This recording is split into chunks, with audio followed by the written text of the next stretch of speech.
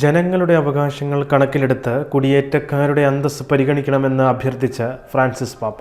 അനധികൃത കുടിയേറ്റക്കാരെ തുടർച്ചയായി നാടുകടത്തുന്ന അമേരിക്കയുടെ നടപടിയെക്കുറിച്ച് അമേരിക്കയിലെ ബിഷപ്പുമാരെ അഭിസംബോധന ചെയ്ത് സംസാരിക്കവെയാണ് ഫ്രാൻസിസ് പാപ്പ ഇപ്രകാരം പറഞ്ഞത്.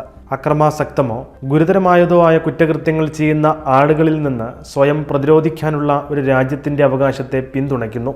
എന്നാൽ ചില കുടിയേറ്റക്കാരെ ക്രിമിനൽ സ്വഭാവവുമായി ബന്ധപ്പെടുത്തി നാടുകടത്തുന്ന നടപടിയോട് വിയോജിക്കുന്നു. കടുത്ത ദാരിദ്ര്യം, അരക്ഷിതാവസ്ഥ, ചൂഷണം, പീഡനം, പരിസ്ഥിതി തകർച്ച തുടങ്ങിയ കാരണങ്ങളാൽ സ്വന്തം ഭൂമി ഉപേക്ഷിക്കേണ്ടി വരുന്നവരെ നാടുകടത്തുന്നത് വ്യക്തികളുടെയും കുടുംബങ്ങളുടെയും അന്തസ്സ് നശിപ്പിക്കുന്നതിനും അവരെ പ്രതിരോധശേഷി ഇല്ലാത്തവരാക്കുന്നതിനും കാരണമാകുമെന്ന് കഴിഞ്ഞ ദിനം പ്രസിദ്ധീകരിച്ച ഒരു കത്തിൽ പാപ്പ വെളിപ്പെടുത്തി.